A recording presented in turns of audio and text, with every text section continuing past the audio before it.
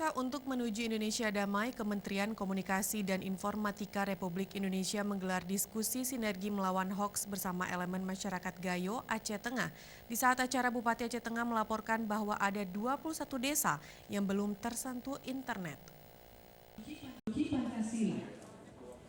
SDM yang berakhlak mulia. Kementerian Komunikasi dan Informasi Kominfo Republik Indonesia menggelar diskusi tentang sinergi melawan hoaks di Gedung UMI, Pendopo Bupati Aceh Tengah.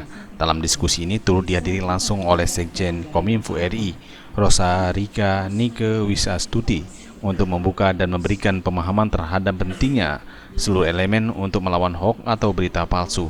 Terkait banyaknya berita hoaks yang terus terjadi, dia meminta warga untuk tidak terlalu kreatif.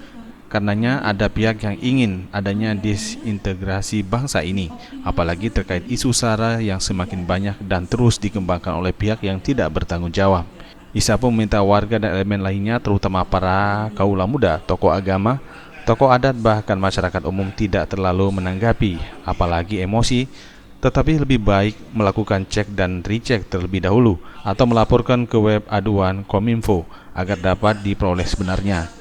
Sekjen Kominfo tersebut menyampaikan, melalui diskusi sinergi melawan hoaks ini, warga di Aceh Tengah dapat menggunakan media sosial dengan arif dan bijak, yaitu untuk memajukan dan pertumbuhan ekonomi dalam mempromosikan hasil bumi, baik kopi dan hasil produksi masyarakat lainnya di Gayo. Karena sekarang ini betapa cepatnya informasi negatif itu menyebar ke masyarakat.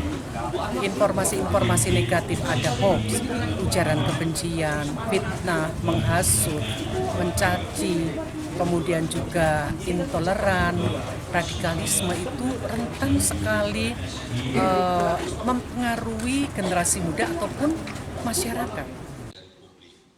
Bupati Aceh Tengah Sarbela Abu Bakar di hadapan Sekjen Kominfo memaparkan di Aceh Tengah ada 21 desa atau kampung yang belum memiliki akses internet, sehingga sejumlah sekolah SMP sederajat masih ada yang belum dapat melaksanakan ujian berbasis komputer. Dari Aceh Tengah, Tim Liputan Aceh TV.